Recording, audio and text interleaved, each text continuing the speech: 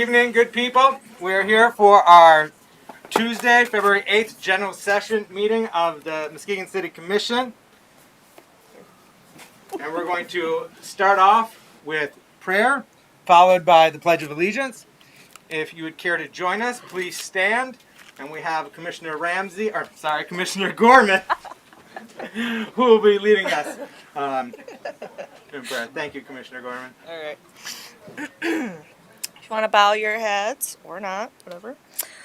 Let us pray to help us look to the past with gratitude and to the future with hope. We remember those who have gone before us, who labored not for themselves alone, but with a vision of building for a future world better than they had known. Inspire in us also a like vision, that we too may labor for things beyond ourselves, and that our lives may be dedicated to high purposes and grand horizons. Make us unafraid of hopes and dreams. Release us from cynicism and despair. Teach us to be realistic about our limitations, but never to lose hope in our potential and to transcend them. Amen. Amen. Great job. Thank you, Commissioner Gorman. I pledge allegiance to the flag of the United States of America and to the republic for which it stands, one nation, under God, indivisible, with liberty and justice for all.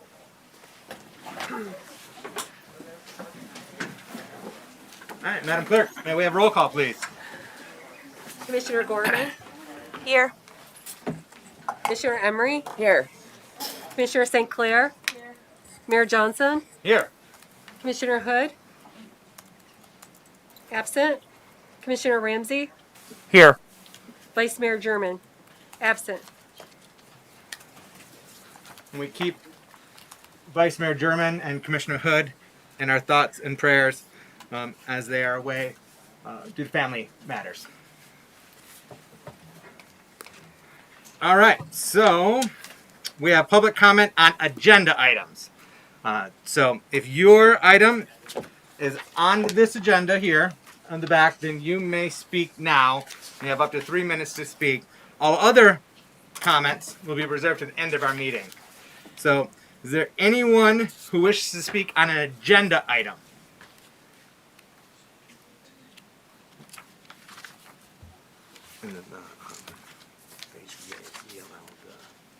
Right, looking to speak then. Yep. I just want to make sure we can have opportunity to allow him to speak then. Yeah, I just asked about you. I was like, we're going to allow you to speak when your item comes up. Okay. Yeah, that's exactly what I was asking about. I was like, we're going to let him come up and speak when his item comes up. All right. Excellent. Is there anyone else that wishes to speak on an agenda item? No? Seeing none, commissioners, do you have an opportunity to review the consent agenda? Are there any items on consent that you wish to have removed for separate consideration and vote?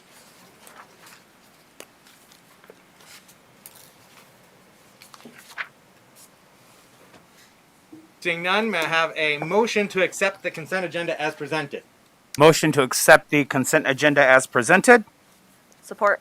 All right, we have a motion by Commissioner Ramsey, supported by Commissioner Gorman, to accept the consent agenda as presented. Roll call, please. Commissioner Emery, Yes. Commissioner St. Clair, Yes. Mayor Johnson, Yes. Commissioner Ramsey, Yes. Commissioner Gorman. Yes. Motion passes.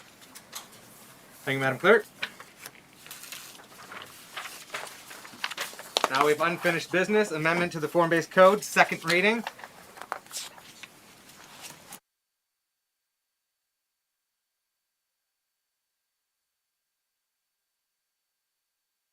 On here, but this is just a second reading of a matter we've already voted and considered previously. Good evening. Yes, this request is just to reduce the minimum side setback requirements in the form-based code district from 6 feet to 5 feet, and then on the corner lots, reduce the build-to zone or make it larger from, reduce it from 10 to 25 feet to 5 to 20 feet. Excellent. We've already voted on this, commissioners. Do you have any questions or input? So just an explanation, when it comes to zoning matters, if it's not approved unanimously on the first vote, and that is unanimously of all 7 members of the commission, on the first vote, it requires a second reading of a simple majority to adopt, and so that's what's happening here, and that's why there's a second reading tonight. So unless there are any questions or input, we'll proceed with the roll call.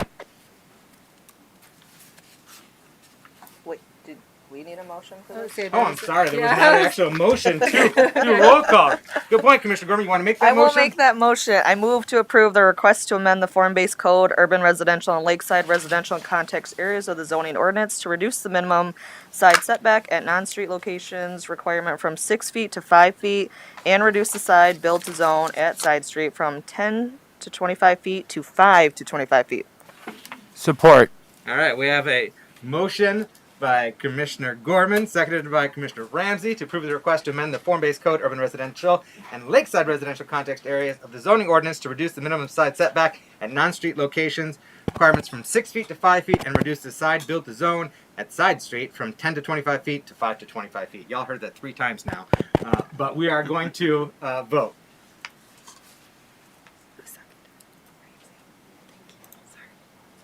Commissioner St. Clair, Yes. Mayor Johnson, Yes. Commissioner Ramsey, Yes. Commissioner Gorman, Yes. Commissioner Emery. No. Motion passes. All right, now on to new business. We have HBA demolitions for 275 Myrtle, 1470 Sambert, and 561 Catherine. We're going to take these individually. And we are first up, Chief Lewis couldn't be here. He asked me to be here in his stead. filling in for him. Okay. And you're going to be speaking on, we're going to start with 275 Myrtle. Yep. All right. Blake, do you mind introducing yourself? Yeah, I'm Folks that sorry. don't know you. Yeah, that'd be great. My name is Blake Zenobia. I'm the Dangerous Building Inspector for the City of Muskegon. All right. Thank you, Mr. Zenobia. Sir. If you'd like to proceed on the first one, 275 Myrtle. Of course. This property was originally sited back in 2020, working without permits. During that process, they've essentially gutted the entire property, removed the chimney. A demolition permit was issued in February of 2020. No inspections were ever requested. That permit has subsequently lapsed and expired, been closed. It was elevated to the dangerous building list in August of that year. It currently is unsecured. You can see from the photos there, the side porch has begun to collapse. It's been exposed to the elements for about 2 years now. So, where's that one? Commissioners, do you have any questions with regard to 275 Myrtle? No? All right. Could you give us the report on 1470 Sambert? We're going to handle those two together because we do have someone, unless there's someone here who did not fill this out but wishes to speak on 275 Myrtle. No? All right. Please proceed with 1470 Sambert. This property was referred to staff in 2019.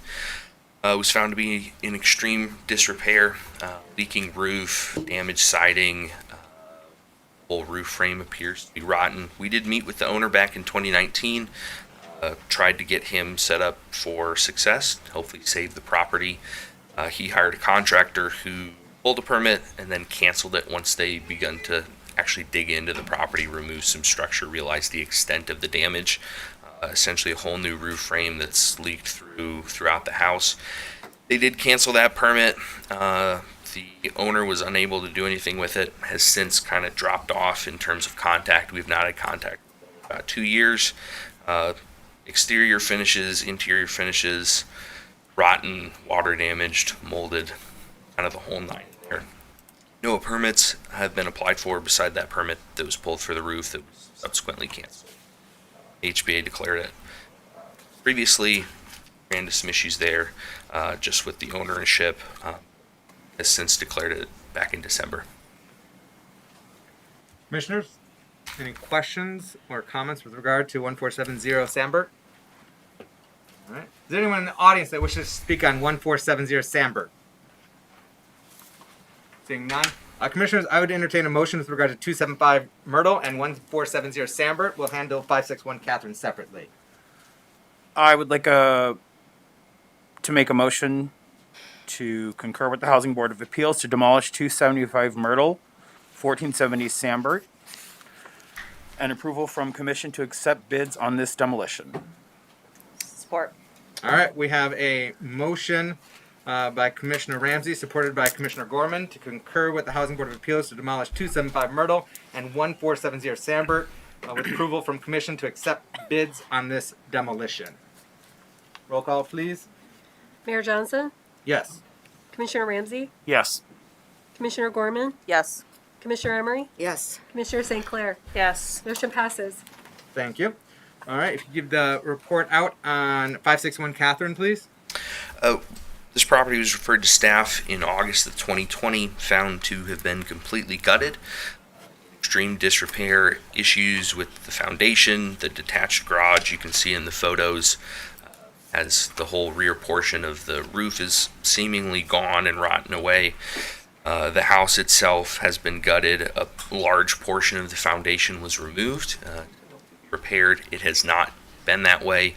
The owner did just secure it last week, I believe, but up until that point, the property was completely open to anyone and everyone. I believe police have been over a few times to try and get people out. Some issues in terms of ownership. The previous owner, John Myers, who lives in Colorado, sold it on land contract to a man named Luis Martinez from Ohio in March of 21. He has been unable to meet the terms of his land contract. He has since defaulted. However, there's a bit of a wrinkle there in terms of a notice of resolution was filed after the housing board declared the structure, which essentially frees ownership of the property, so as to not allow people to kind of pawn off problem properties on people and stick them with a demolition bill. John Myers has been in contact with me quite a bit over the past week. He's out of state. I don't know if he has a representative here tonight. That may be this gentleman over here, but he wishes to make some renovations. Previously attempted to do so, but those permits were all closed without inspection. That being said, it's been about 2 years, going on 2 years now. View it as a pretty significant public safety hazard as well as a public nuisance.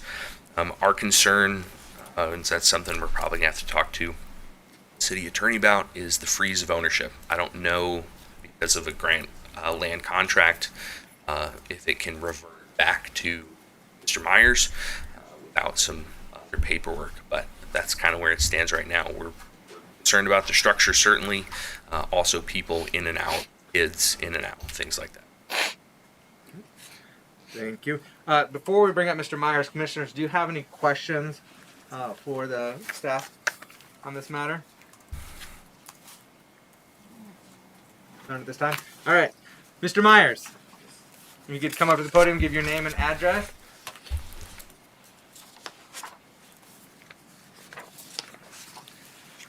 And then you may give your remarks with regard to this matter. I'm John Myers. I'm 6609 Blue Sage Road, San Luis, Colorado, and I'm here for 561 Catherine.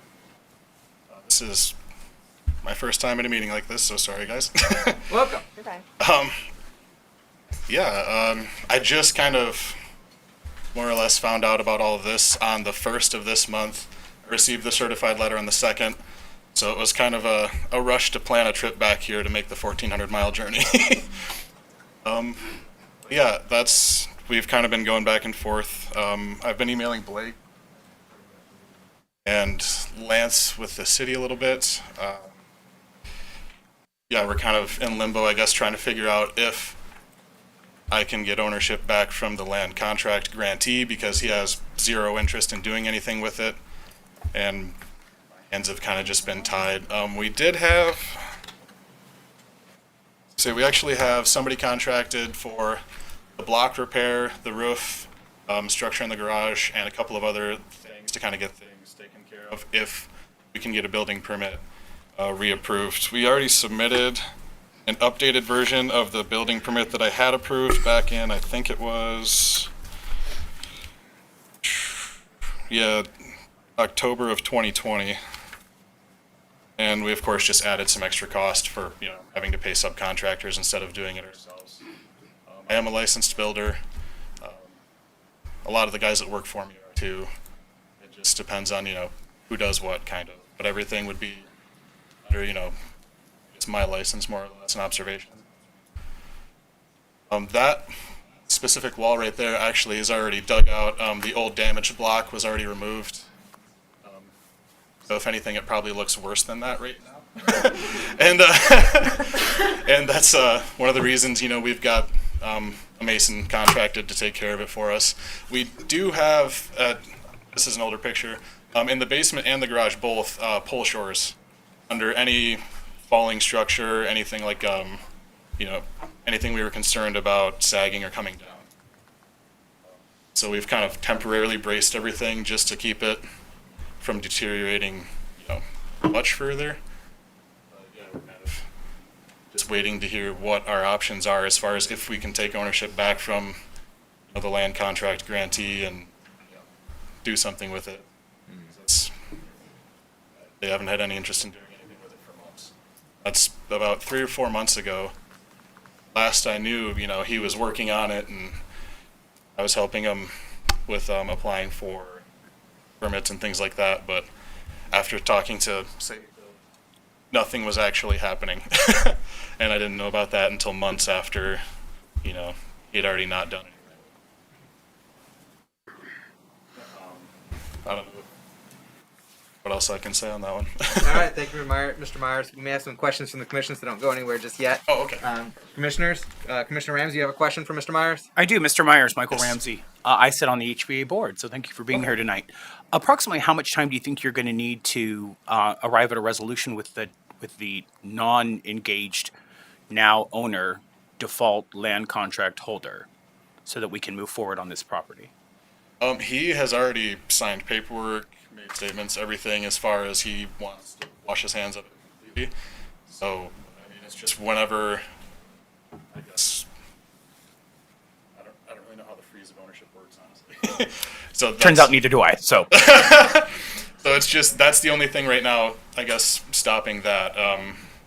If we can just do it directly back to me, or I don't know how that works, but he's actually already signed, like, basically a quitclaim deed back to me to cancel the land contract. Okay, great. And one follow-up question. So you mentioned that you live in Colorado. Yes. Congratulations, it's beautiful there. I'd love to get there. How do you plan on facilitating the rehabilitation of this property from Colorado without making a 1,400-mile commute each morning? So that's actually my friend Jake Lucas, son of the late Roger Lucas Landing Company, know that whole ordeal. He has kind of been helping me greatly in this whole ordeal. He's actually the one that set me up with the mason. Helped me get it secured while I was driving here. Great. It was about a 2.5-day trip or something. Okay, so I don't have any further questions for you. Someone else might, but I am going to give you some advice that at any point, if the commission decides to hold off on this tonight, if at any point you have questions or need help, please do not hesitate to talk to SafeBuilt or Blake at the office. The only way that we can really help through situations like this is to maintain constant contact, right? So then we know what's going on, and there's always an opportunity to share that narrative. I've probably bugged Blake a little bit much lately. That's okay. Blake loves to work. I always give him extra work to do. I'm done, Mr. Mayor. Thank you, Commissioner Ramsey. Any other questions for Mr. Myers at this time? Commissioner Emery. If you can get all this land contract stuff taken care of and settled, what is your intent with this building, this house? It would just be to get it to a safe, livable state and probably just resell it at this point. I don't really want to do a long distance like rental property or anything like that. So, yeah, at this point, it would probably just be to fix and sell. If, you know, proof of what we've done in the past, you know, needs to be provided, I can give you guys some examples of stuff that we've done. We've done a lot of projects in like Grand Rapids, Granville area. This was going to be my first project in Muskegon itself, just because I had a boat at Great Lakes Marina before I did the whole Colorado Ranch thing. And I bought this house actually as a plan to fix it and then move into it. And then I wound up with a chunk of property out there, and plans changed and everything kind of, it was a little bit of a hailstorm, and sold it on a land contract to who I thought, you know, was a young guy who wanted to, you know, build it and whatnot. You know, he gave me the whole spiel that he wanted to fix it up for his family. And literally never touched it. Thank you. Put me in quite a situation. Jason, Dad, Am I able to ask questions? Yeah, if that's okay. Yeah. Um, Please so, normally I'll be Jeff here since he's not here, but there's a process of superintending control that we would typically recommend that we encourage these people to go through, and as part of that they would, and John can explain it more, but essentially give us enough money to hold on to tear it down in the event that it needs to be torn down and he doesn't follow through.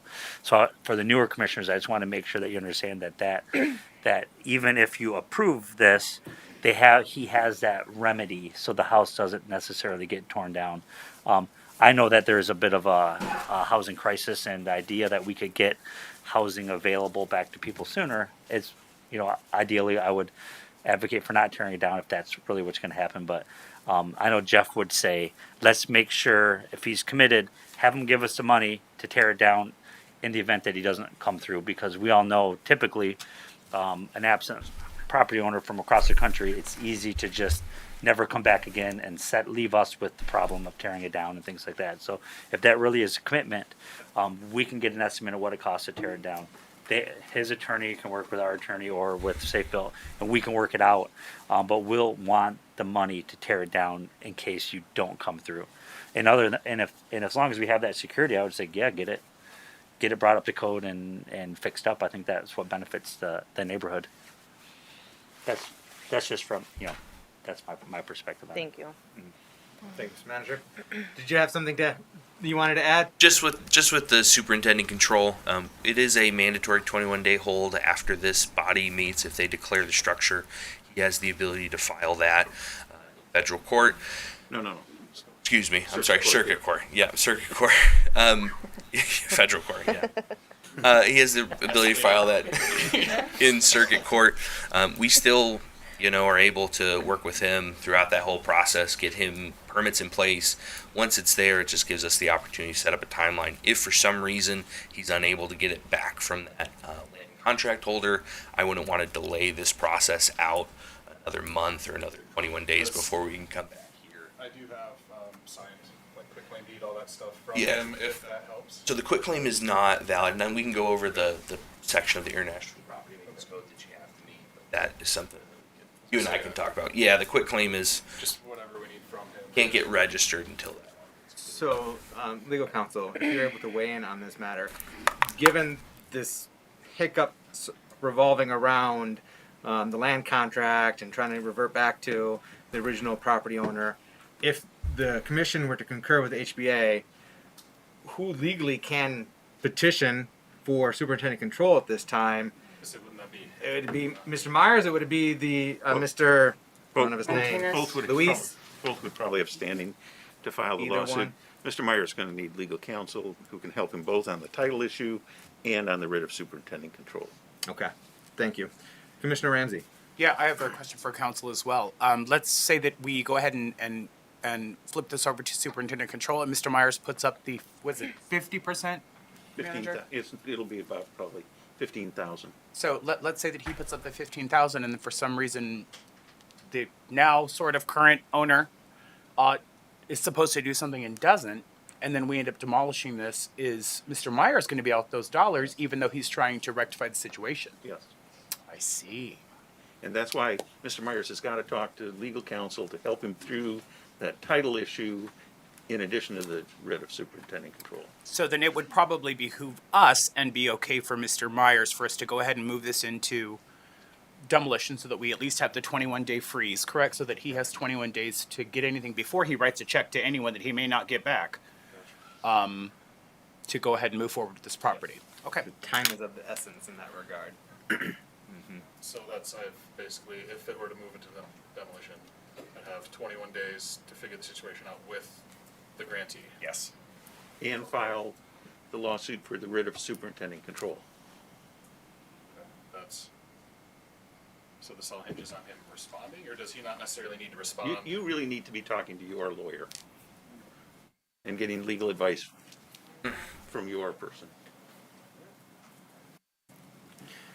Commissioners, Commissioner Ramsey, you about? I was about to make a motion. Okay, Yeah. please proceed. So then, and I'm going to explain it one more time to Mr. Myers, just so that there's clear understanding. So in order to put the 21-day freeze on this, I'm going to motion that we concur with the HBA to have this demolished.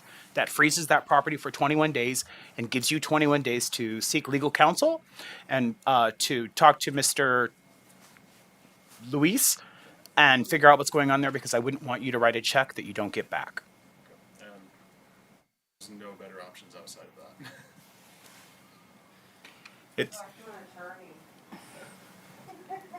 It's your pleasure, commissioners, to concur, not concur, refer back to the HBA, or to table this matter to a future meeting of the commission. Those are the four options that are available to this body, as I understand it, tonight. Which, can I say something else?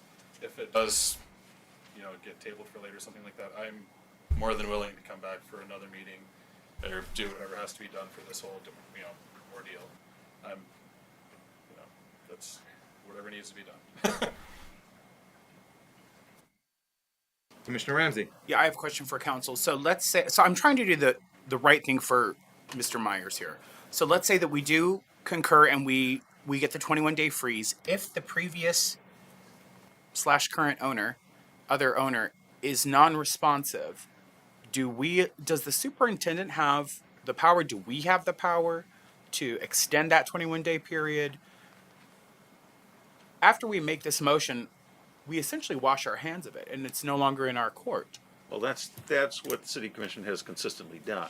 Do you have the ability to stop direct staff not to proceed on the demolition? Certainly, I would not recommend that. If you're going to do that, Right. That should have been done back at the HBA. And if I could say too, if the gentleman is working with Safe Build and working with Jeff they will have some leeway if it takes 22 days. It's not like we won't show up there on day 22 and tear down the house. Really, after 21 days go by, we're going to start getting bids to do the demolition. My guess is if it's really serious, then he'll continue working diligently to solve this right up until that point. So could be 28 days, could be 30 days. I mean, I wouldn't think this house is going to disappear in 21 days. It's going to be, that's why it's so important that we approve it now, because if we kick it down the road for 30 days, we'll have that 30 days, and if he doesn't come through, we'll have probably 30, 60 more days on top of that before the neighborhood is essentially rid of this problem.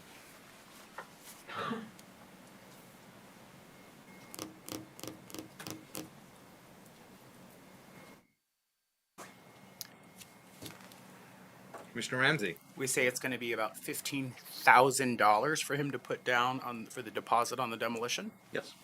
That's the amount we did on the one 4 weeks ago.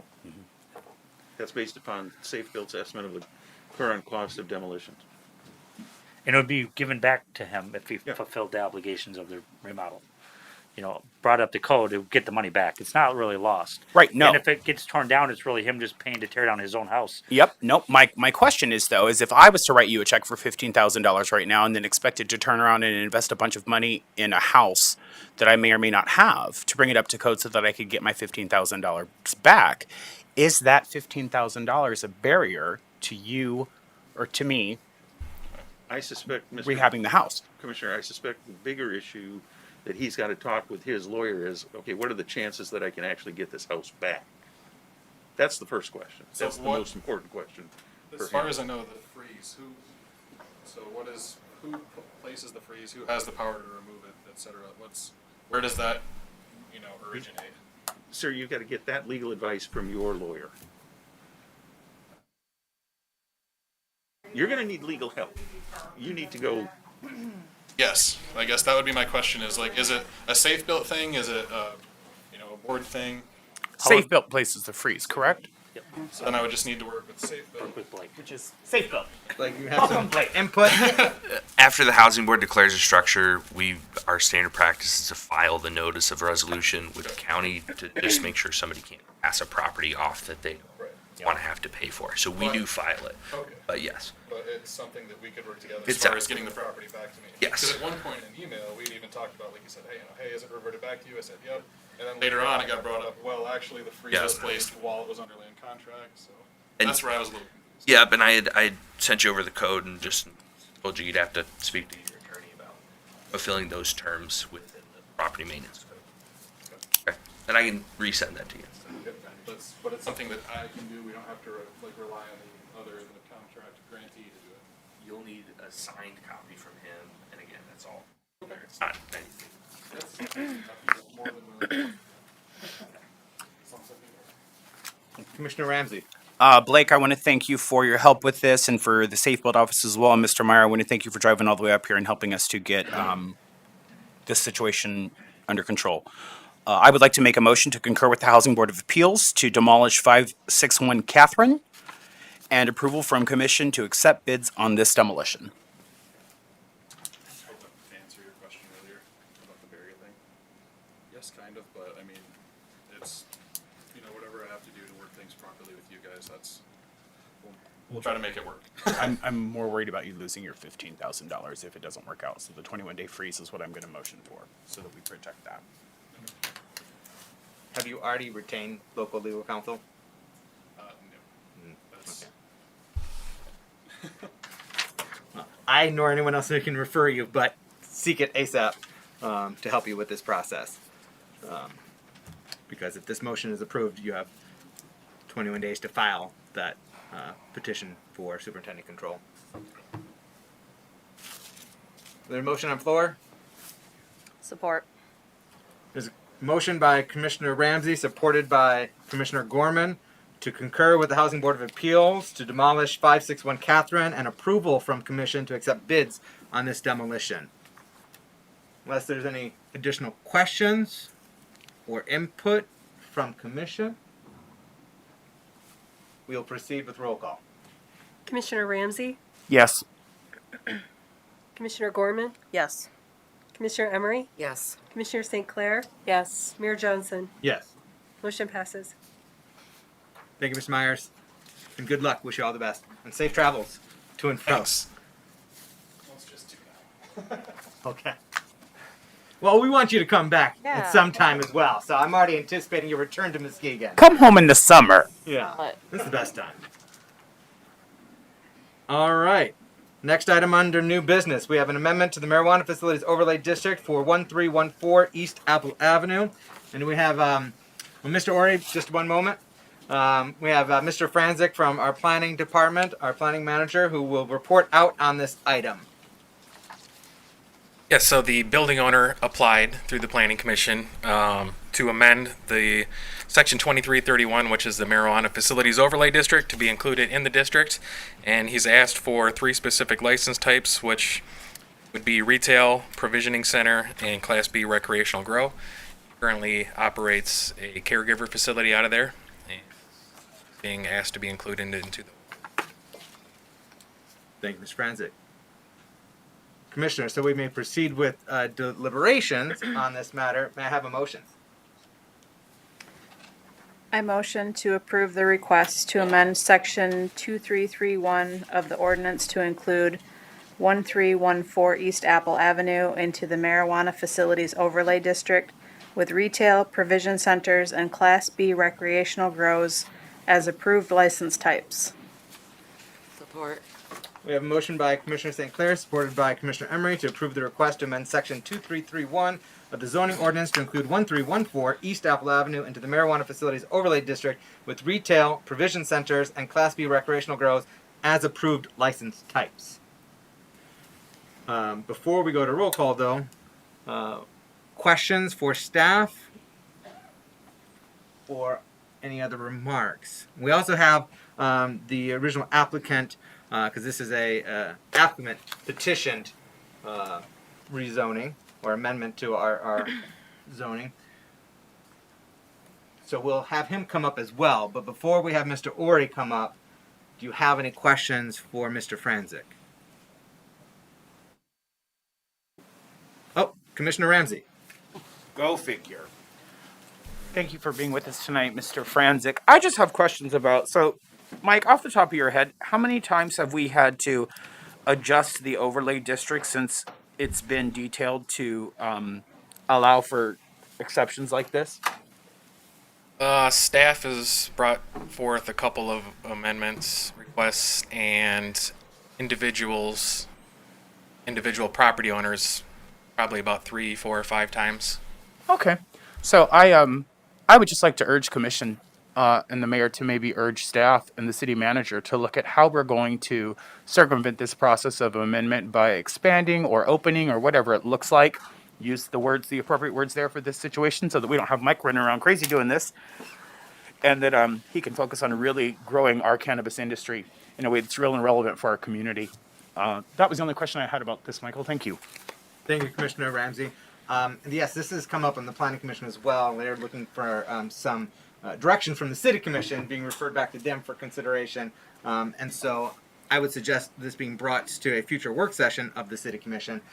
Note, though, that this amendment is different than what some of the things we've been getting recently, which is the special land use permit application.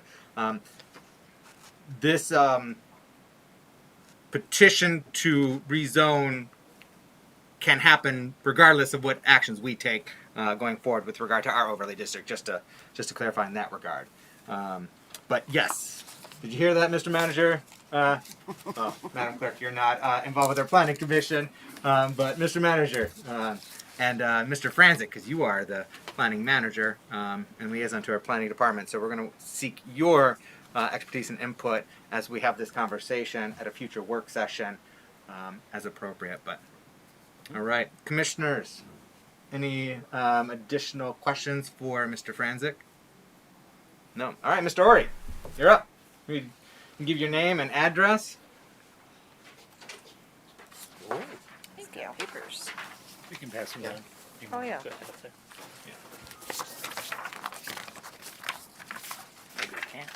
And please share My what name you plan on is doing at this facility and your application. My name is Steve Ori. I live at 3060 Sherwood Court. I'll introduce myself to the new ladies here on staff. It's exciting to have you up there. I've been in this process. I started with Demolition the fall of 2016, so I'm not like just showed up one day. I've been here to every single meeting. Maybe not everyone, but at least 90% of them. I've given my thoughts as to how I thought things should go. Long story short, I did everything the right way. They have a caregiver ordinance. I abide by the laws. The city comes in and inspects me. I haven't had any issues. Jeff Jacobson and the dentist next door were pretty close. I've cleaned up Apple Avenue as much as I can. It's a lot of trash and stuff down there, so I've been a very good steward of my environment. I think it's hard. I understand, Mr. Ramsey, where you're coming from with, you're tired of hearing it. I think the big thing is that when you go down Laketon, and I could be wrong, but if I were to guess, I'd say 85% of those owners of those businesses, they don't live here in the city of Muskegon. And when you guys created that overlay district, I know I was one of many people that said, you're going to shut us out. You're going to shut us out. My wife and I are in a better financial situation than a lot of families here in this town, and I'll be the first to say it. But at the same token, this is such a expensive industry to get in that I really like to see the community kind of embrace some of the people that were already here before all this happened. To be honest with you, and I could be wrong again, but since I've been licensed there since 2017 with the city, I think I had the first business on Apple Avenue before all this even was a thing, if you will. And now I've got no-boat provisioning 300 feet to my left. I've got the Apple Getty corridor to my right, and when that got built, I was the first one here. I was like, heck yeah, this is my time, like, what about me, guys? And I won't get into that, but it was what it was. I got shut out. So at the end of the day, like, I did obviously saw the pathway that you are now alluding to, and I said, like, if that's my shot to take care of my family and to work for myself. A little bit about myself. I'm a molecular biologist. I have a master's degree. I'm a pretty smart guy. I'm not like some gangbanging caregiver, if you will.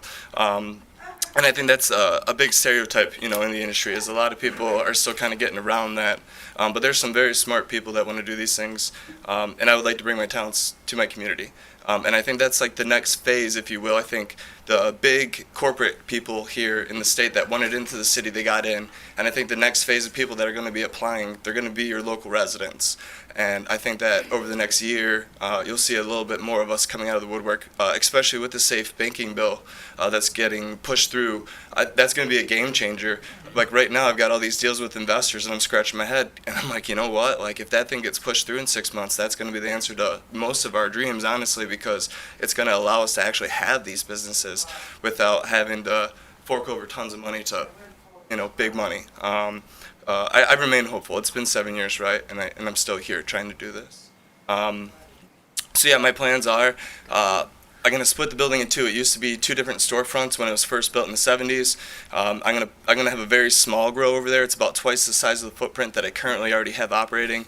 And like I said, I've never had any smell issues or anything like that. I'm gonna open the grow first, and then as I build revenue, I'll open up my retail sector. I was appreciative of the zoning that we were given with the micro grows and all that, but I'm a business guy, and so like the dollars and cents had to make sense. And without being able to sell to other people, the micro just wasn't going to be the license that I could build upon to actually be successful. So this was, at minimum, like what I needed to get this done, essentially. I guess at this point, if you guys have any questions, just let me know. Commissioners, any questions for Mr. Ori? You mentioned you have engaged with your neighbor, the dentist in this location. Oh yeah, yeah, Okay. yep. Yes, And Mr. notices were served as well, Mr. Franzik. It went around twice because I filled it out wrong. So like, trust me, if somebody had an issue with it, they had a lot of time to I was crossing my fingers. Just want to confirm. Yeah. Commissioner Ramsey. Mr. Ori, I just want to thank you for coming up here and sharing your narrative and being able to be candid with us about it. I think that this is a great opportunity, and I really support our neighbors and local residents who want to have businesses of any kind in this city. And so I think that this is a great opportunity, and thank you for the work that you're doing along there and for, cleaning it up and keeping it cute. And I'm excited to see what it does for you. Thank you, Commissioner Ramsey. Commissioners, any other comments or input? All right. Thank you, Mr. Ori. Oh, yes, Commissioner Emery. How many employees will you have? I'm gonna probably start off with about 5, so 6 including myself. And then when we open up the dispensary, one of the ways to stay in business, if you will, I opened up one of the dispensaries here in town, one of the first ones, so I have a little bit of a background. I was telling the planning commission, I'm not going to be open every single day of the week. Sundays are a bust. Mondays are a bust. So I'm going to try to use my staff in the grow into the retail sector on certain days. So again, I'm not overly staffed, and I can hopefully survive when federal legalization happens. Yeah. That's going to be the ultimate test to all. Thank you. And it's pretty inevitable.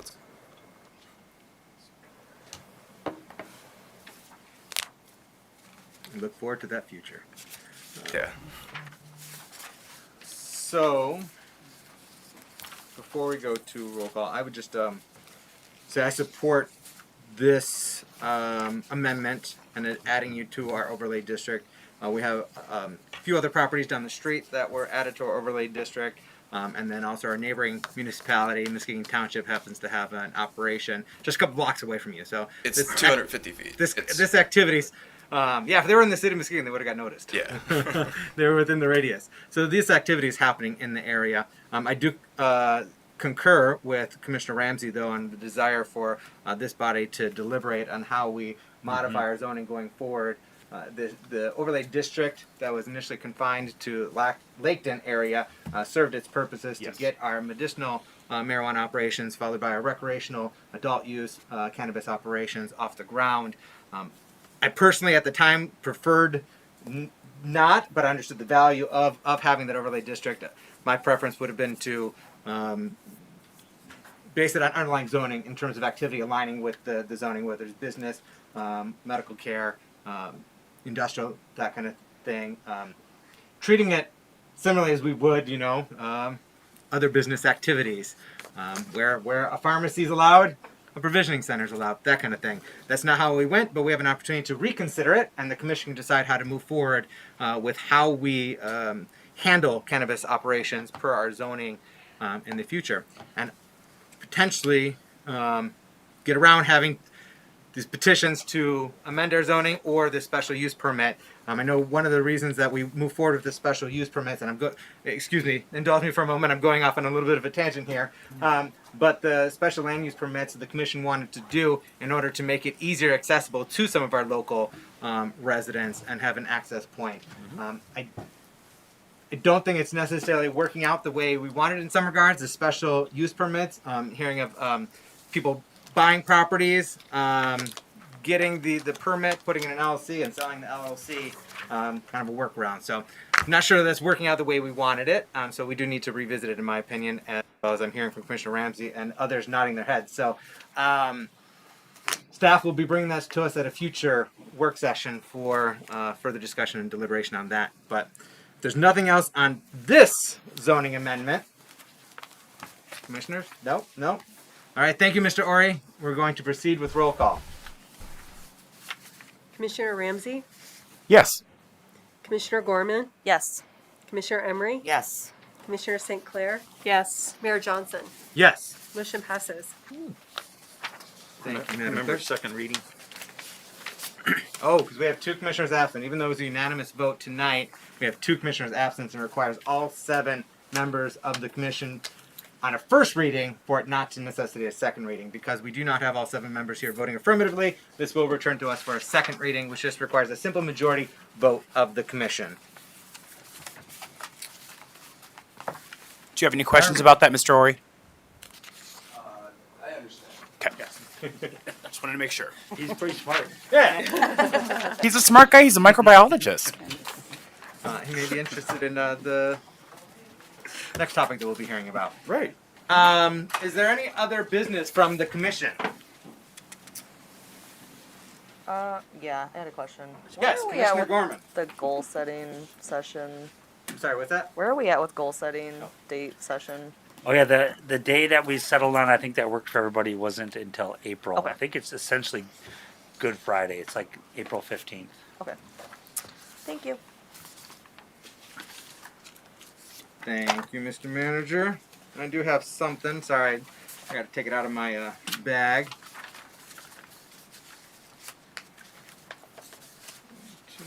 You can hand that to. And Teresa. Well, you might as well give one to the clerk too.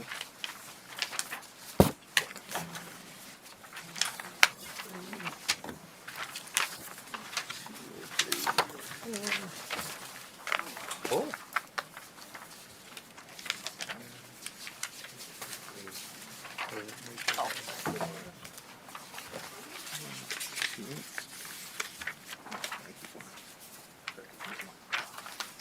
She can have mine. There you go. Here you go. All right, commissioners, I just handed you some communications with regard to the declaration of a climate emergency resolution. You may recall that I brought this up last month and that I anticipate bringing this to our Legislative Policy Committee meeting later this month. So I'm sharing with you some communications from our neighboring municipality to the north, the city of Montague, which has already passed a resolution.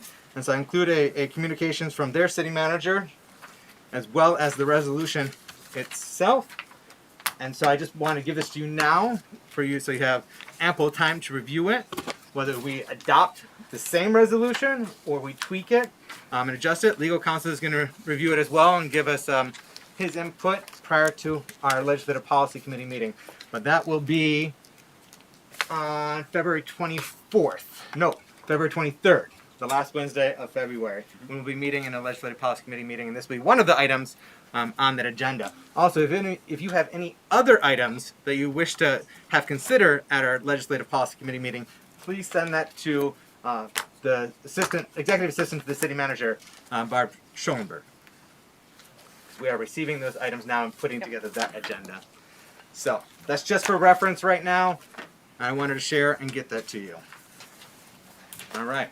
Are there any other items under any other business from the commission at this time?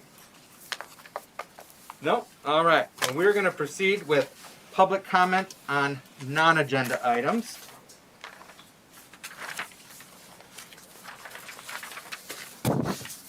Sorry, I'm drowning in paperwork over here right now. Is this a new one, Darren?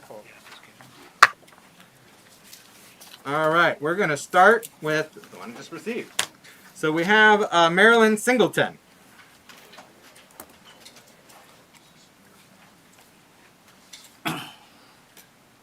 Ms. Singleton, yeah, please give your name and address, and you have up to 3 minutes to give your remarks, and you'll be speaking on the matter of animal testing facility.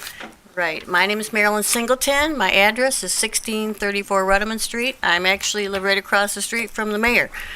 And I want to comment on this because our city has been doing so well to reform itself, redo itself, and I can't believe we're going to dig this low to torture animals in the name of cash flow. I mean, we have been doing so well, and like I said, I've done a lot of research on animal testing. I would challenge any one of you to go to a research facility to see exactly what it is they do in there. Because, I mean, unless you know what's going on in there, you really shouldn't be voting on it. So I would, like I said, it's a challenge. And like I said, I hope our city steps up to the plate and does better. Thank you, Ms. Singleton.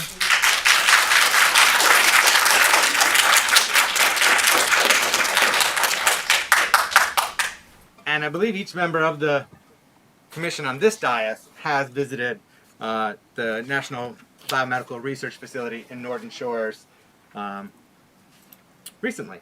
So, all right, we have Miss Lauren Colburn. Give your name and address. You have 3 minutes for your remarks, please. Hi, my name is Lauren Colburn. My address is 1191 Sanford, just down the street here. I just got out of work. Excited to be here. So, I just wanted to say, I voted for Ken because of a progressive agenda that focused on transparency and building community. I encouraged my friends and family to vote for him too. If I saw Ken out and about, I would say he's my friend. Not a very close friend, but a friend nonetheless. The cool thing about being a friend is that when your pal is thinking about doing something stupid or harmful, and in this case both stupid and harmful, you get the opportunity to tell them they're being stupid and harmful. Because that's what friends do. They help their friends see the error in their ways, and I hope you hear us loud and clear. As it stands, I regret campaigning for Ken, this commission, and I will not vote this way in the future. Thank you.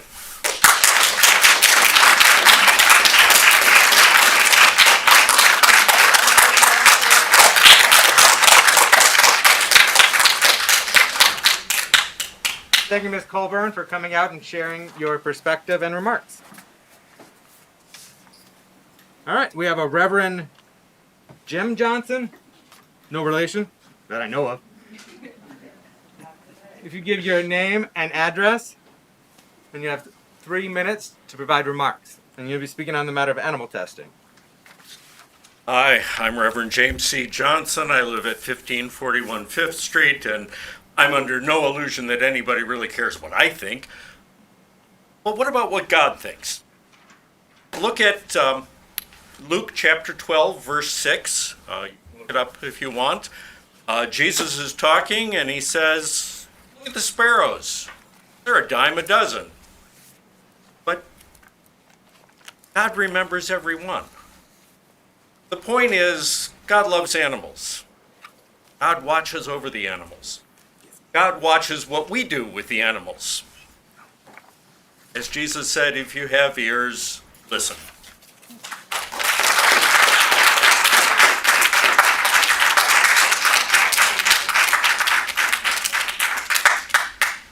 Thank you, Reverend Johnson.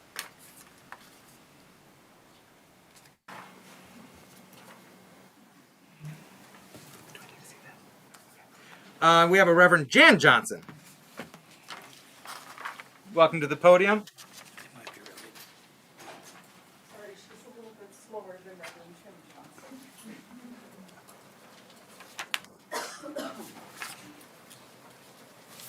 Provide your name and address, and you have 3 minutes to give your remarks.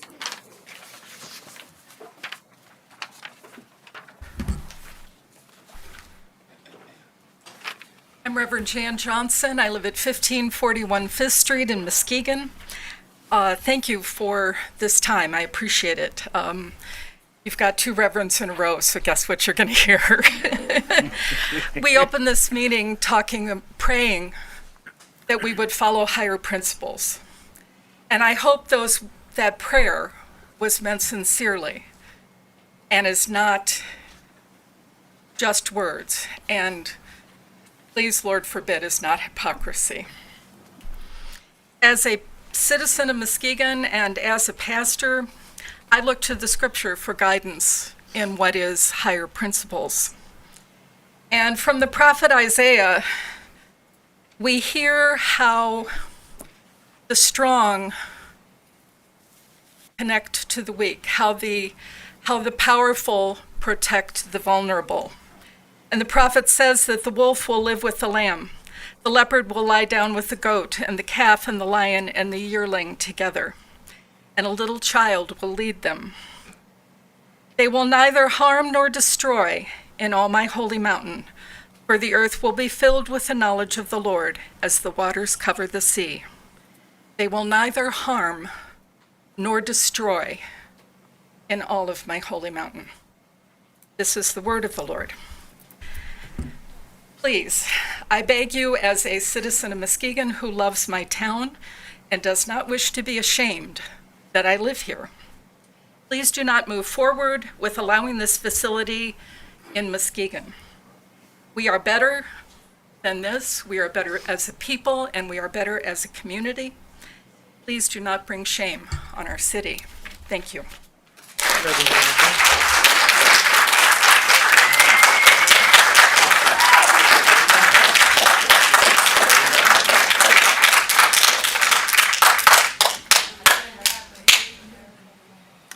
We have a Hannah Hilborn.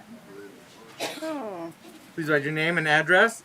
And your Hello, 3 minutes. my name is Hannah Hilborn. My address is 3320 Peck Street. I did not intend to speak today, so I'm not super prepared, but I was urged to, and these people have been amazing and supportive, so I'm going to do what I can. You spoke very well last night. Thank We you. appreciate I had your 8 remarks. hours of writing to do, so I didn't this time.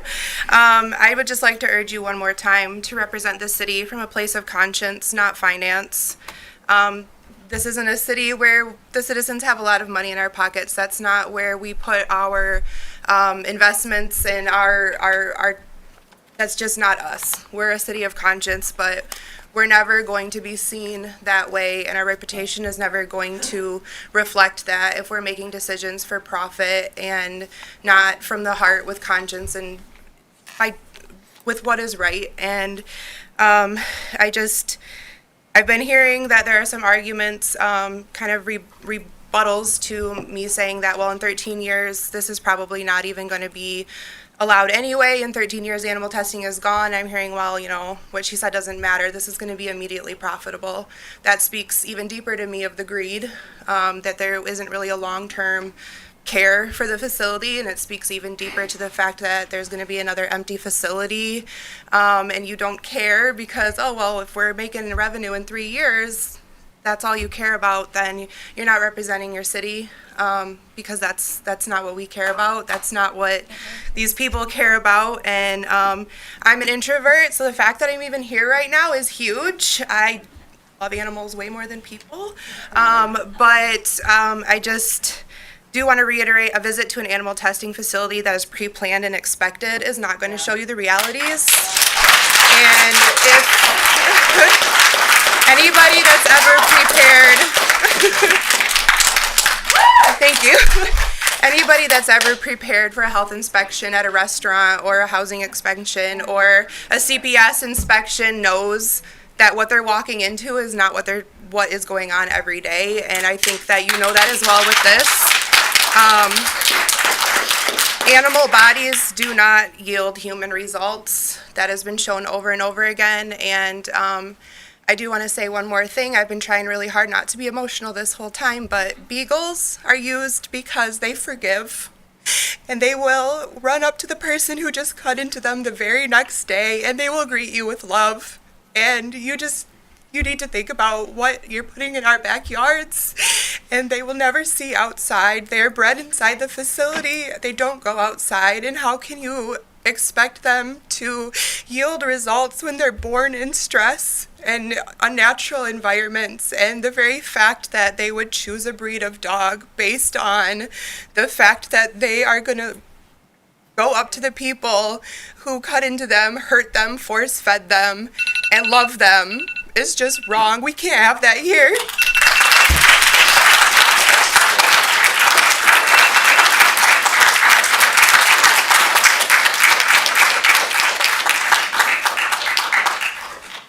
Thank you, Ms. Hilborn. Thank you, Commissioner Ramsey. thank you for returning tonight with your remarks. I'm not sure what you're referring to at the beginning of your remarks about 3 years. I haven't heard that. I don't know where that came from. On the question of the EPA, the EPA is in process of reducing animal testing. There's a directive for testing on mammals, ban on mammals, not all animals, but a ban on mammals by 2035. It doesn't eliminate it entirely, as I understand it, but the EPA administrator may still approve testing on a case-by-case basis in that regard. Know that in terms of the question of sustainability and its interaction with the EPA ban with regard to northern biomedical research, because that's a valid concern and question I think you raised in terms of sustainability of that operation. The EPA ban does not affect any of the testing or modeling done by northern biomedical research.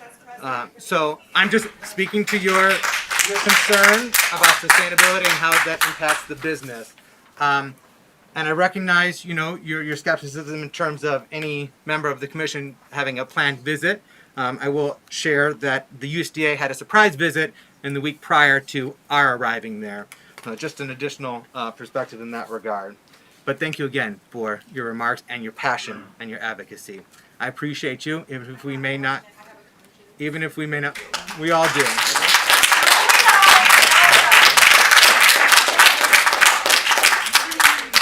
So we have Miss Foster. Please provide your name and address, and you have 3 minutes to provide remarks.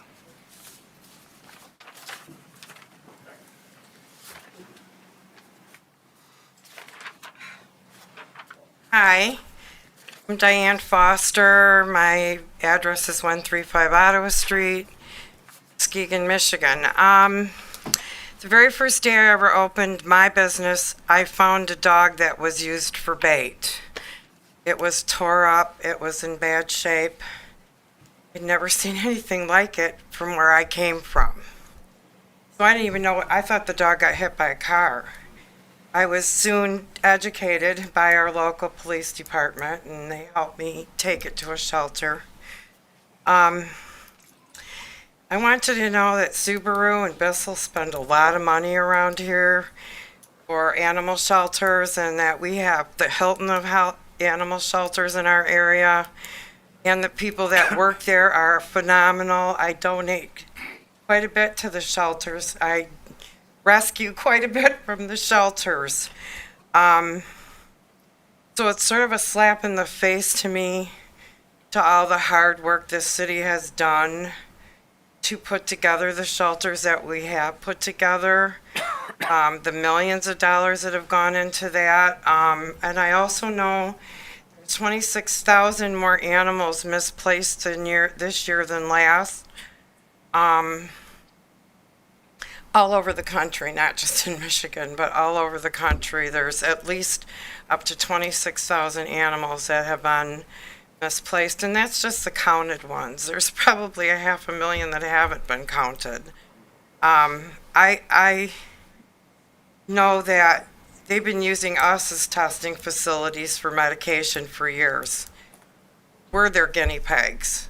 They think it's easier to try medications out on you and me and then pay us if something goes wrong by suing them than using animals. So I don't know what they're doing with the animals. I don't know what they're testing them for, radiation, whatever. I'd like to know what they are testing these animals for. Because medicine-wise, they've been using people for some time now, about 20 years.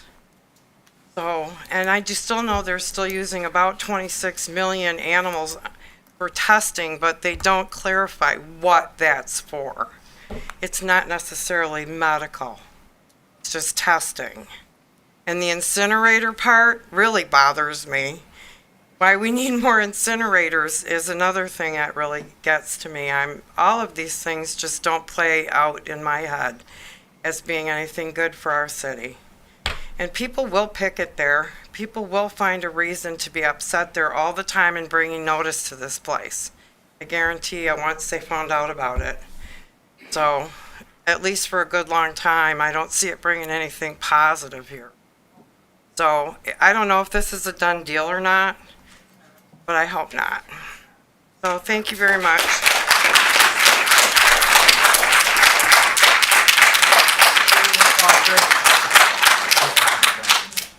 We have a Miss Hines, Kathy Hines. If you give your name and address, you have 3 minutes to give remarks. Hi, my name is Kathy Hines. I live at 936 Sexton, Norton Shores. I've been living in Muskegon all my life. My family had a business on Muskegon Lake, so my dad's raised me quite well to be with. I have a lot of business leaders that I know here in town.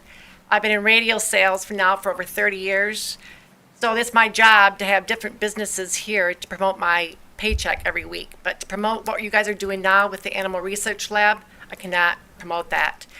We protested you guys back when you were on Sherman back in 2012, and nobody knew they were there.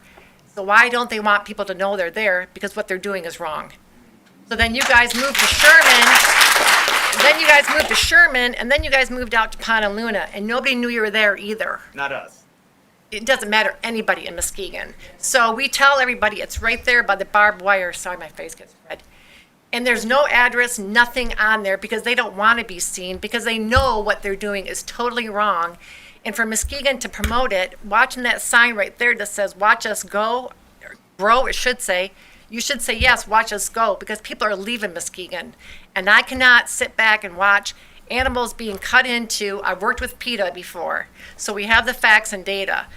But for my business, being in radio sales and what I hear from businesses every day from the public, it's not just everyone here, it's the public and the businesses that I deal with are not in favor of this. You guys are just not hearing it. And if it's a matter of you guys wanting to fill that void of jobs, there's jobs right now in Muskegon and nobody wants to work. So for you guys to say, oh, it's going to bring so many jobs and income, I don't care. McDonald's is hiring at $17 an hour and nobody's getting a job. So for you guys to say Animal Research Lab, there's better ways to test. Computer-wise, I've worked with PETA. They've given us literature. But until you guys open your eyes and ears to listen to Muskegon instead of the wallets, we'll never go anywhere.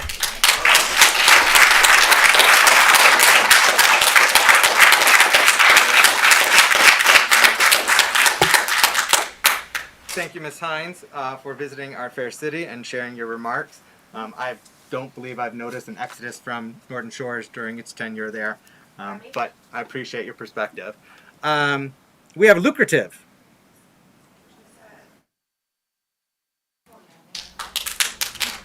Welcome, Lucrative. You give your name and address, and you have 3 minutes for your remarks. Hello, I am Lucrative Height from 2904 Jefferson, and I cannot stand for this type of behavior in our city. The majority of people cannot stand for this. People with souls cannot look at this. If you actually looked at the pictures and went there like you say you do, I don't think you're human, because this is not possible that you can look at these pictures and have a straight face like you do. This is not possible. I can't stand for this. Our city does not want this. For you to sit here and try to... I'm sorry, could you repeat that? You were over. We cannot stand for this. For you to... Basically, a whole Facebook group from my grandma said they did not know. They said you voted on this, and we did not know as people. This is not okay. Can you please change the direction where you're going? Muskegon cannot go this way. We're a beautiful city. Bring it up, and you're trying to tear our progress down. This is not okay.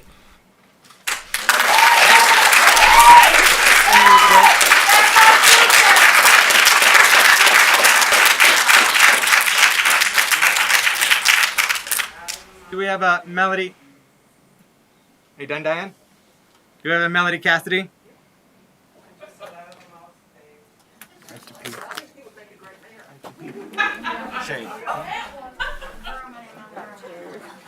Miss Cassidy, if you give your name and address, and you have 3 minutes for remarks. My name is Melody Cassidy. I live at 1271 Albert Avenue in the grand city of Muskegon. And I voted for you, Ken, and I voted for you, Miss St. Clair. I'm sorry now that I did and convinced a lot of my friends to do the same thing. Environmental sustainability should be emphasized, from green building practices with heightened energy efficiency and the use of renewable energy to reduce, reuse, and recycle initiatives. Quote unquote Ken Johnson is campaigning. While on the campaign trail, you spoke often of environmental sustainability. The question remains then, why are you willing to sell the city out? a company intending to use this land for animal testing. And I'm totally, totally opposed to this. I will not vote for you again if this goes through, or you either. Neither will any of my friends, family, cohorts. I've been in this city almost 20 years. It's the most despicable thing I've ever heard.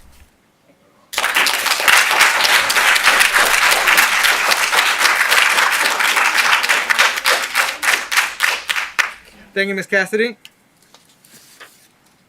We have an Astrader. Looks like. He stepped out. She'll return. Okay. We have Mr. Robert Lindsay. Hi, my name is Bob Lindsay. I live at 3050 Maple Grove Road, Muskegon. Some of you may have seen me before. I routinely advocate for peace at the corner of Henry and Sherman in Muskegon. Sometimes people ask me why I do what I do. My best answer is 11 words. My conscience tells me it is the right thing to do. So I ask all of you, what does your conscience tell you to do regarding animal rights? My conscience tells me that animal testing is wrong and that Muskegon can do better. Let's be on the right side of history here. Now is your chance to make the right choice. Okay, and I just wanted to share a quote from the great Dr. Reverend Martin Luther King Jr. for everybody to see, and I'll just read it.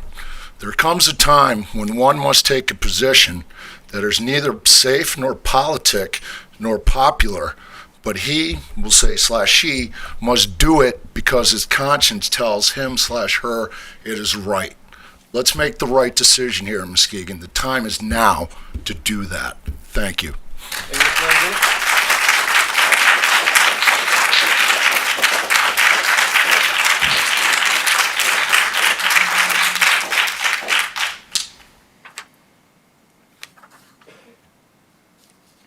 All right, Miss Nees.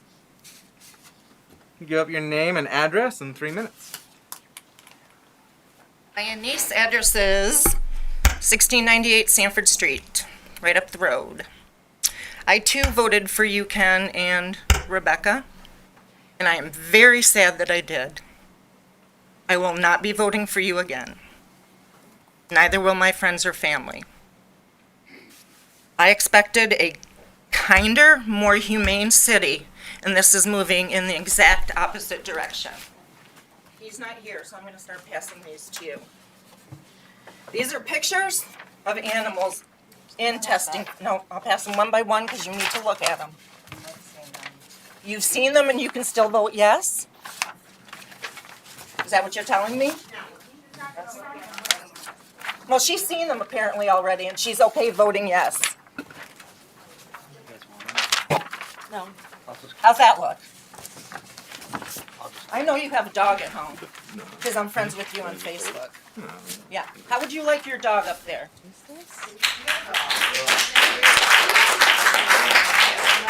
Look at these beagles. Look at them. Tell me. Can you that they address the deserve entire this. commission, please? You can't get exasperated with me. You made this Please decision. step away from the dais. If You want made this to, decision. If you want to hand something, you can give to the clerk. That's fine. Miss Nees. Yeah, I will go over there. Thank you. Look at these guys crying. Thank you. Yeah. Send them to the clerk when Look she at makes that. distribute. I will hand them to you because I want people to see them. You don't have to think about it when you're not looking at it. Look at those. You're flipping them upside down and you're not passing them down. I'm going Why? to. Niece. She's not looking at them. Look at the pictures. They won't even look at the picture. Miss Neese. Yes. Hand them You to told me. me to come over here. Hand them to me. You're being Disruptive? no. You are intimidating and harassing. I'm not going to accept. Harassing? Yes. Oh my goodness. Look at them one by one. Look at this dog's stomach. Look at these monkeys. Hmm? Yeah, you're okay with that? There's no verification. This is happening in North Biomedical That's animal Research. testing. They do animal testing. Look at this pig. This pig was burned multiple times so they could test on. Miss Neese, comments are to me, Okay. not the audience. This pig was burned burned multiple times. This guinea pig is Do splayed you out. know what test was happening here?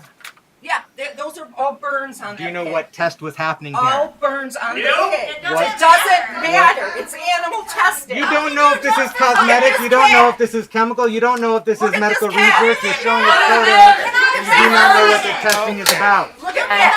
So, thank you. No, you can't justify that. Miss Neese, You thank you. can't justify that. You all should be ashamed. Thank you, Miss Neese.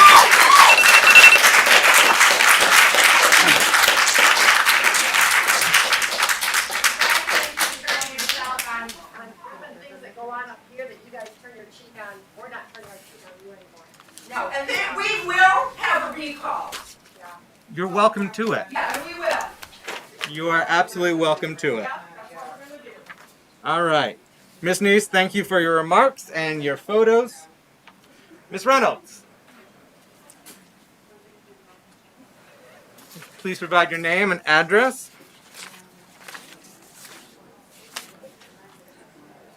Hello, my name is Courtney Reynolds. I live at 81 Hamilton, so right up the road. I wasn't going to speak because I hate public speaking, but as someone that is friends with Ken and voted for Ken, I'm incredibly disappointed. I have 4 cats at home, and they're all rescues, and I love animals, and this is not something that I can stand behind, and I'm really disappointed. So that's... Thank you, Ms. Reynolds.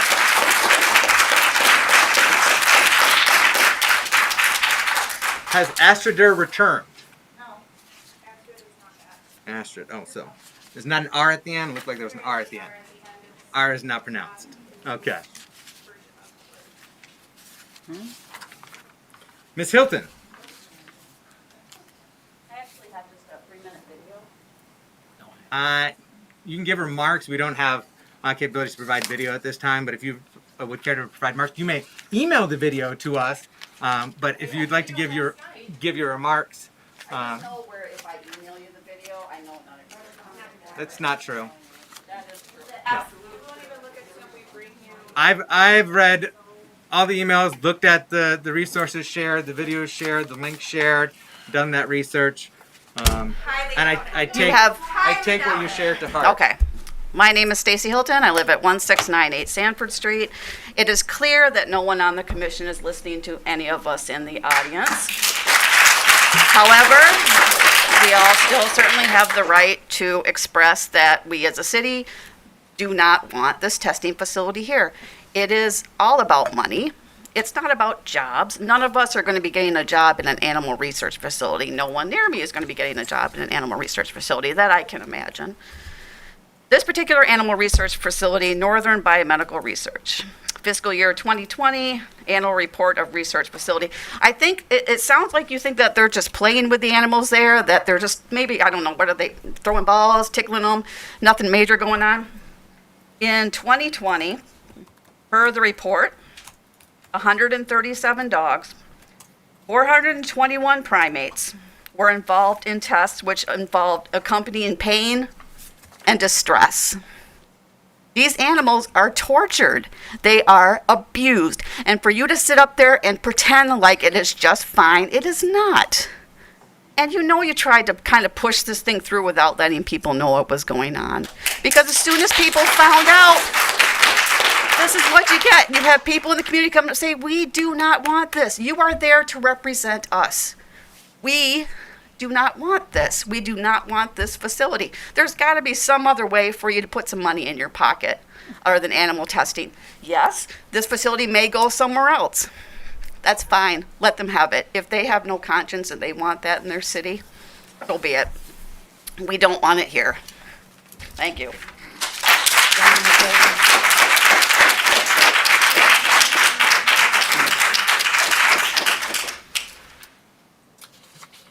Just wanted to share from the USDA report because it was recently being reported by another organization that National Biomedical Research intentionally inflicts pain, discomfort.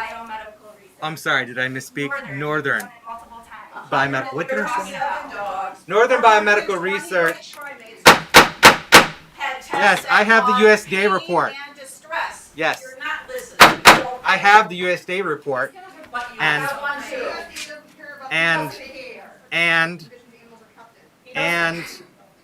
in the cases that you speak of,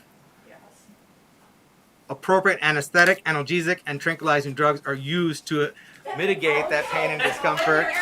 Column E. My aunt uses those too. Stop Column justifying E. it and listen to your It before was they kill them. I am listening, but I'm also sharing information. Column E. Can't hear you, Ken. Don't even bother. They're not. Next item. Listen to the city. That's why Next we're person. here. Your job is to listen to us. That's your position. So listen. So, Mr. Ellis.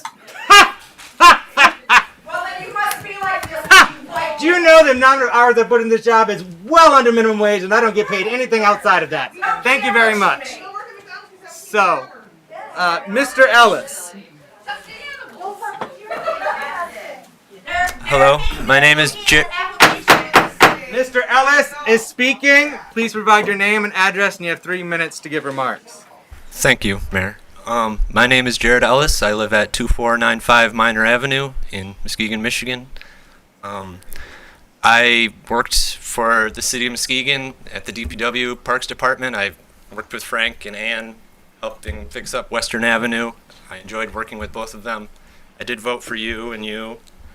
I was born here, but I was school of choice to Grand Haven for most of my life, and a lot of people said a lot of bad things about Muskegon growing up, and I was sort of embarrassed to live here and go school of choice there, what people were saying about it, and I don't think this will help those matters. They say we're, drug dealers and unemployed, and all those things are true. We admit that. We're genuine people. Okay? But, we don't want to have to admit this about ourselves. We'll say all these other things about ourselves, but imagining another kid from Muskegon going to school in Grand Haven being embarrassed to be from here, that's not good. And I apologize if you felt targeted by some of the other people and what they've said here today. I do believe you have a conscience. I would never say that about you. But I don't know. And the issues about the opportunity cost that's wasted, about other things that could be done with the building that might better match industries already here. It's just embarrassing. Yeah. You need some optimism here. I think something else will come along. And I'm sure you'd say, and perhaps your attorney might say, that this is routine. There's, it's just a formality. But then why is it up to a vote? You could say no. All of you could have said no. That's the fact. And you can still say no. You can still get rid of it. You can. Here's what I'm thinking.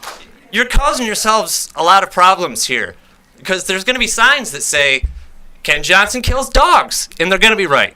Rebecca St. Clair kills dogs, and they're going to be right. And here's the thing. Somebody. You have someone at.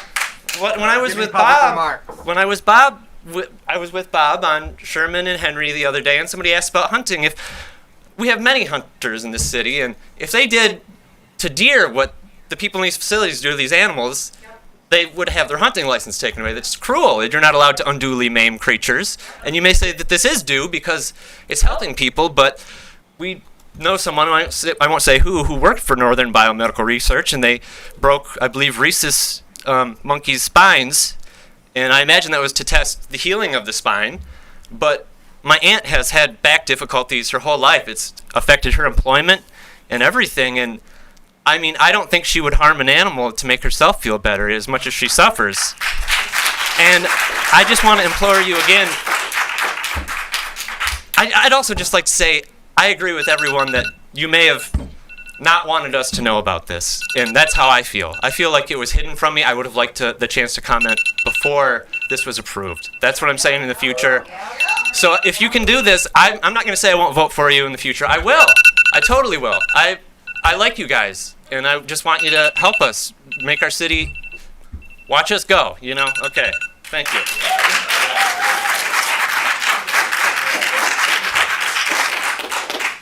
Thank you, Mr. Ellis, for your remarks. There was a question. with regard to the sale of the property, and then we have 2 other offers that was put out there. And so, yes, I'm hearing you, and I'm also going to be sharing information. It goes 2 ways. And so, with regard to the 2, there are no 2 other offers. That's for the remaining property after this sale. There are not 2 other offers for this property, and also there's no building that's being sold. No building is on site. It's a sale of the property. What's being built is a new facility, a life sciences and office facility, with a minimum investment of $40 million in that regard. There are currently buildings on the property that you're selling. On your GIS property mapping system, there are several buildings. There are no buildings there, and I just drove by there. Okay, well, on your GIS, you need to update it then, because it's incorrect. Is this a debate or public comment? It's a 2-way street right now, and I'm the chair, and I get to choose. Thank you, sir. Oh my God. We get to choose too. Yeah, you are welcome to give remarks, and I'm going to share information as I see fit, because I want you to be properly informed, and I welcome your input. And would you like to get up now, Ms. Delilah? I would like, I would like to have you answer me if there have been any valid offers on this property other than what you've been offered. I would like to know that, because I have conflicting information that a mental health facility was proposed and it was denied. And Frank, I'm sorry, but I don't believe you at all. So I would like to hear from Ken, or even Michael, or even Rebecca, but I will not be taking information from Frank at all. So, to my knowledge, there's been no offer with regard to a mental health facility at that property. So, no, the answer is no to that. Regard. Okay. I don't know that I believe you, but I thank you for responding to me. Would you like Commissioner Ramsey to answer? No, I don't think that he has any information that you don't have, and I don't think that anybody else does either, except for us. Okay, thank you. You may proceed. Give your name and address, and you have 3 minutes to remark. Please. My name is Delilah Burian. I reside in Lakeside. I won't give my address. This is really disturbing to me because I will be honest with you, this facility, Northern Biomedical Research, went from 930 Sherman Boulevard here in Muskegon, Michigan, although I believe the address was technically Norton Shores at the time. I may not be correct in that.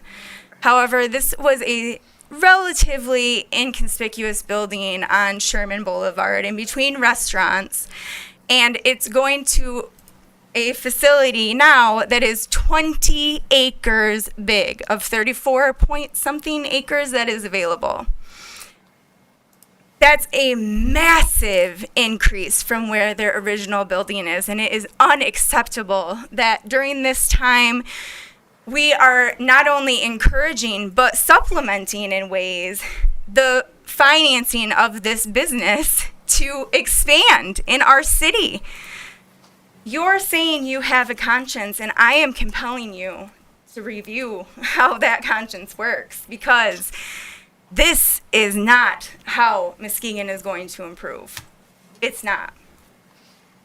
And quite frankly, unfortunately, the person that I've had dealings with animal matters is not here because he has chosen to leave. However, this man had contractors seal up live birds in our Muskegon farmers market, and when he was notified about it, told me that he went down there. However, I was there with Diane Neese, and he was not there. And there were live birds trapped in the Muskegon farmers market building in their awnings, squeaking and crying. Market vendors were complaining about it, and nobody would do anything about it. Diane and I were there. We worked for weeks to try to get a resolution, days while birds suffered in there because of the lack of compassion on the city manager. I want to finish. Also, none of you are qualified to make a decision of this magnitude for the conscience of an entire city and its representatives. I'm sorry, its constituents, nor an entire county, because actually this property butts up to Muskegon County and is not even in the city of Muskegon really at all. Township, I'm sorry. So this is very important that we get these words out and we get this information out because it was not conveyed to us properly. It was concealed. even if you hadn't concealed it in the ways that you did by putting it just as a sale, this is such a magnificent decision for you to make for our county, our city, our state.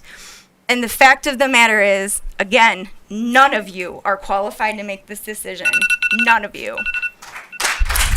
Not for me, not for me, not for them, not for our city, not for our county, not for our state, not for the animals.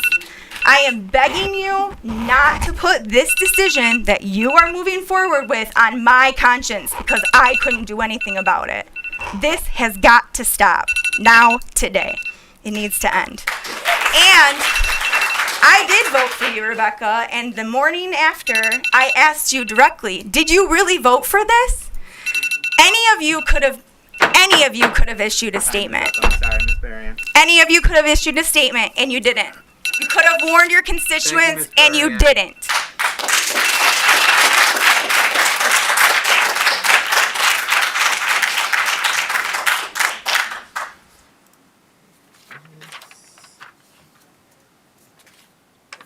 Astrid return? No.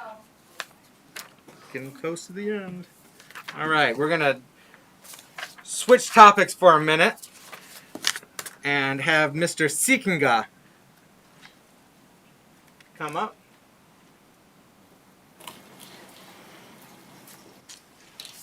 If you could provide your name and address, and you have 3 minutes to give your remarks with regard to code. My name is Paul Sickinga, 4722 Far Road, Fruitport, Michigan. I'm here today because over the last several years, I've had constant interactions with the city of Muskegon and the management and the ADA capabilities of the city and the Mercy Health Partner arena.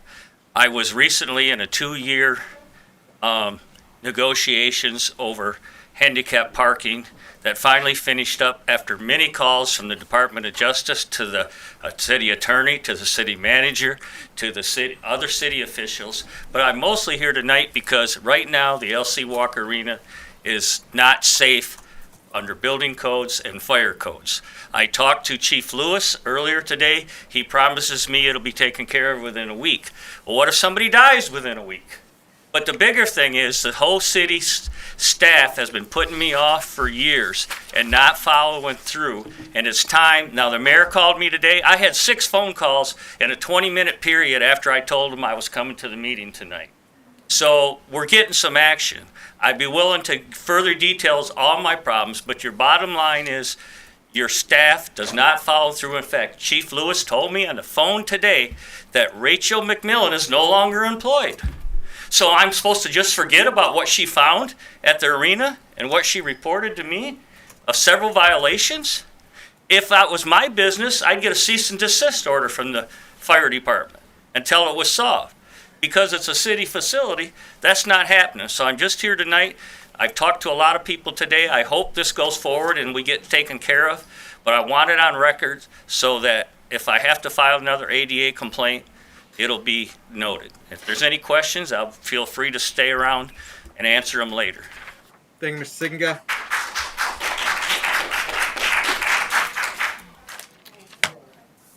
Astrid still not returned. All right. We have Miss DeHootie.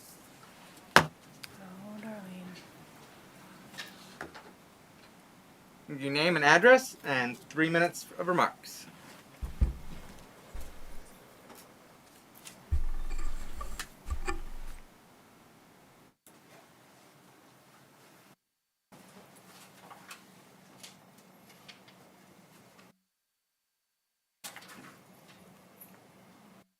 My name is Darlene DeHootie, 4356 Lake Harbor Road.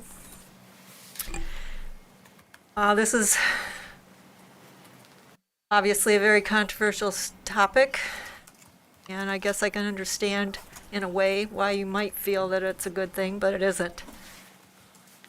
Many medical advances have been made, where they're now doing research on systems on slides. And I sent you those videos. Now, what people aren't looking at is the big picture. Pharmaceuticals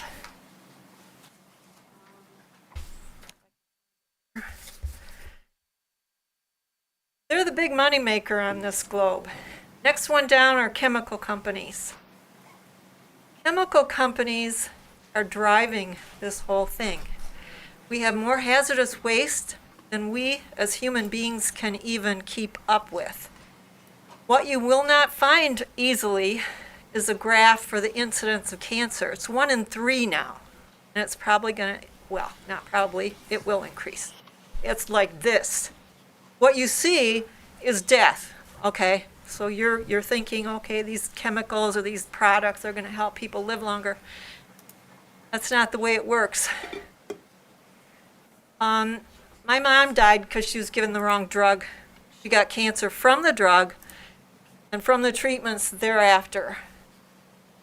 My husband got cancer from what's in the news now, Roundup. Now, you can't prove it.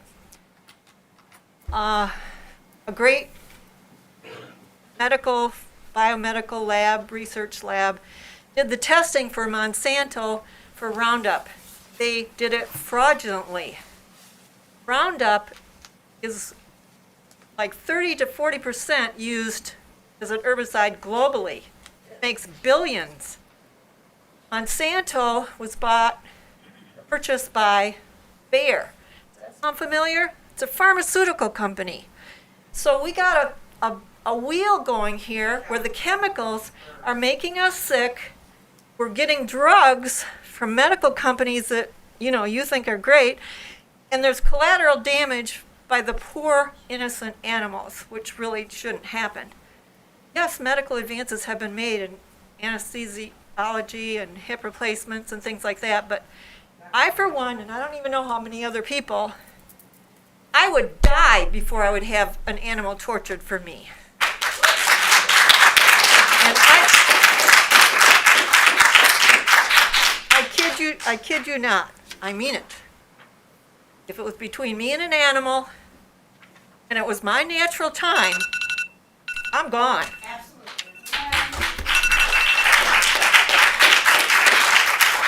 And one more thing. I live in Norton Shores. I had your sign on my lawn because I thought you'd be different. Obviously, you're not. And I can tell you this, too. Women who get elected need to speak up. Amen. And do your research. This isn't an opinion. It's not an opinion where you take out a tape measure and decide something. It's not an opinion. Yeah.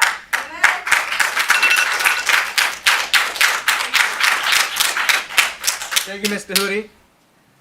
Has Astrid returned? She's not going to speak. Okay.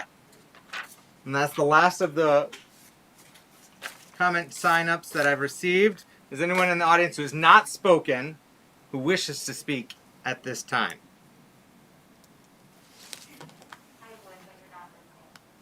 Yes. If you have opinions so that the public can hear it, this is live fed, and I want everybody to speak their voice if you're willing to speak. I just have a question. I'm curious why you're digging your heels in so hard. So, I really want to hear it from you, Ken. No, yeah, I'm happy to answer that, and I'd happy to hear from you, Ms. Koklasher. I will refrain from responding to yours. I misstepped in responding to some individuals and comments. When I hear things that I can add information to or provide accurate information to my knowledge, I like to share that. I like to receive information, I do my research, and I like to respond and share information to try to prove understanding, or at least give you a better understanding of where my frame of reference and where I'm coming from and the knowledge that I'm working with. I should not have responded to individuals. I should have reserved and waited till the end of all public comment to then give my remarks. I apologize to the individuals that I responded to.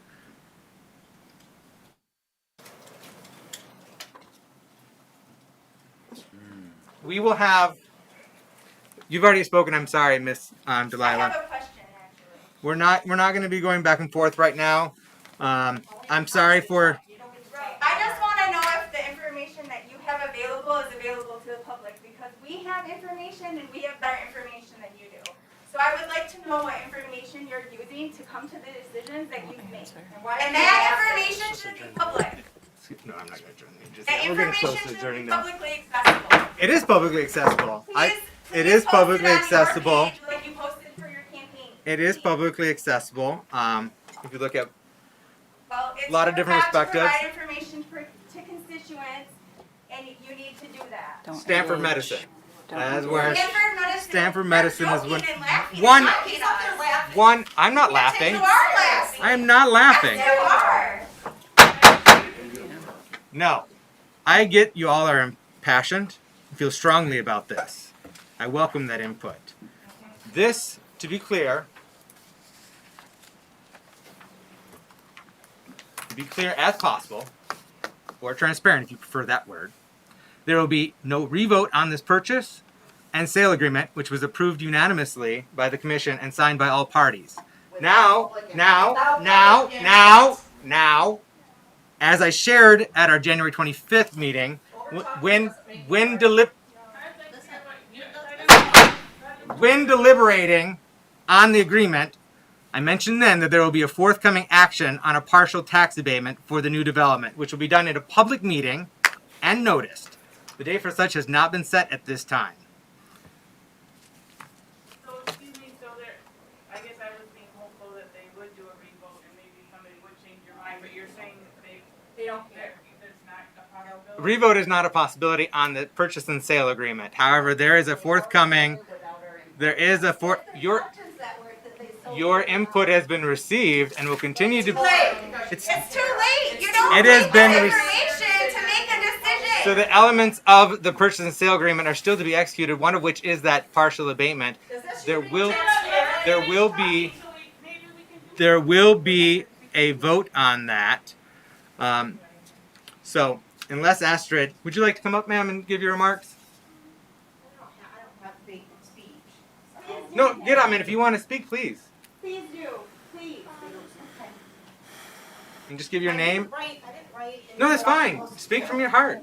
Okay. Well, Name and address, and you My have name 3 is minutes. Kimberly Kendall, 2103 North Peterson Road, 49445.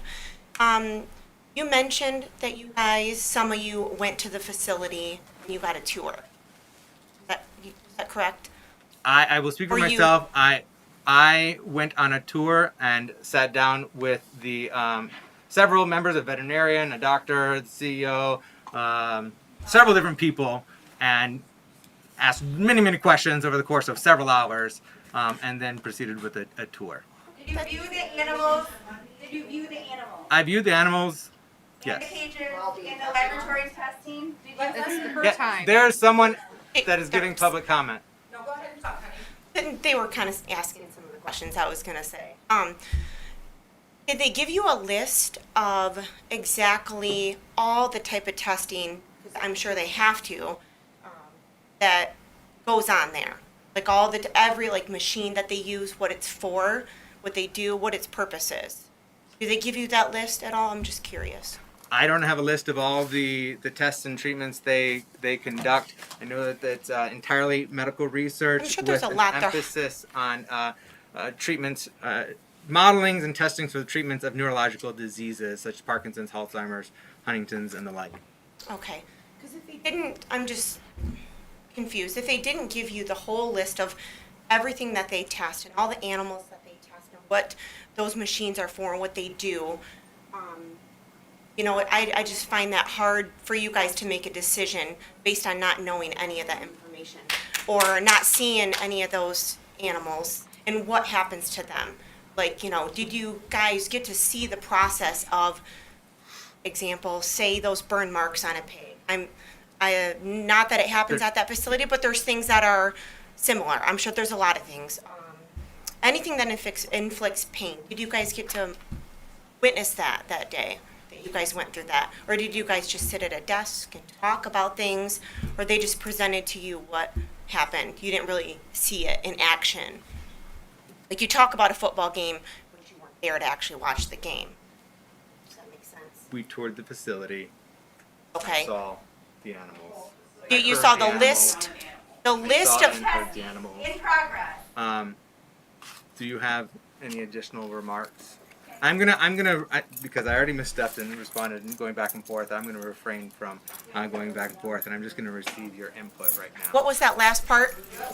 If you have additional input or remarks. No, I was just curious about the whole, that was a big thing to me, the tour of the facility and how you based your opinion on what you saw, what you heard, what they presented to you, and the list of everything that they do to test. And I was just kind of curious, after you got your opinion, how that was able to benefit Muskegon. Thank you. Well, I don't know. The facility has been, this company has been operating in Muskegon County for 30 years. I'm sorry. Stop talking. All right. Thank you, Ms. Kendall. I didn't really get answers. Stop talking so you can hide behind answers. Just like the unity in this community itself. This is crazy. It's all money. Thank you. It is. They host through. No, they can't hear you. Okay. All right. Final offer for any additional public comment. Dr. Paletti.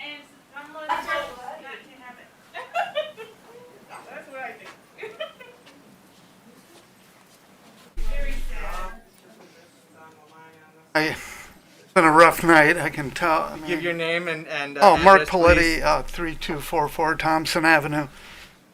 I'm up here like a lot of people here. I want to have a voice for the voiceless. There's no one that protects those that have no money to lobby. The animals can't fight for themselves, just like the trees can't fight for themselves.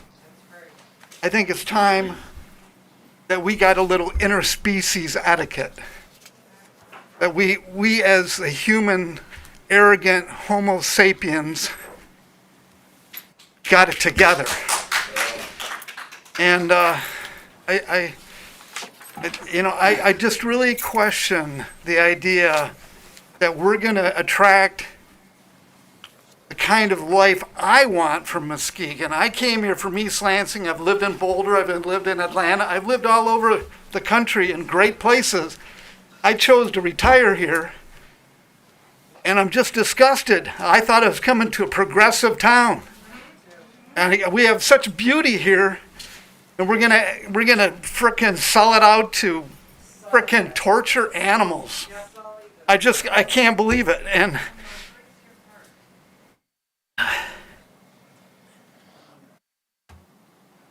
just I heard a guy. He was a Green Beret medic, and his name is Doug Peacock. He came back because he saw terrible things in Vietnam. He went out and lived in Yellowstone because he had to heal himself. And he lived out there with the grizzlies. He had a fear greater than the traumas he had. I can't imagine what it'd be like to work at a job because you have to pay and feed your children, and this is what we bring into town. I can't even think about that. But anyway, he said this: saving the wild is the mother of all things. I think the animals are wild, and saving our parks. And I want to thank you. I know this is tough, and I know all you guys have hearts.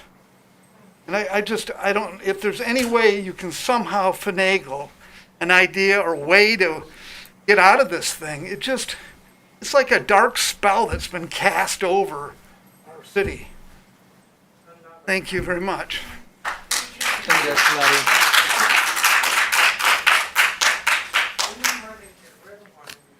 Has Astrid returned, Ms. Hilborn? I will welcome those questions after this meeting. You've already given your remarks, but I'm happy to speak to you after the meeting. Unless there's any more comments from individuals who have not spoken already, then I'll entertain a motion to adjourn. Motion to adjourn. Support. Unless commissioners have comments. I've spoken enough. All right, we have a motion to adjourn. I supported by it. Commissioner Gorman, supported by Commissioner Emery. All in favor? Aye. Aye.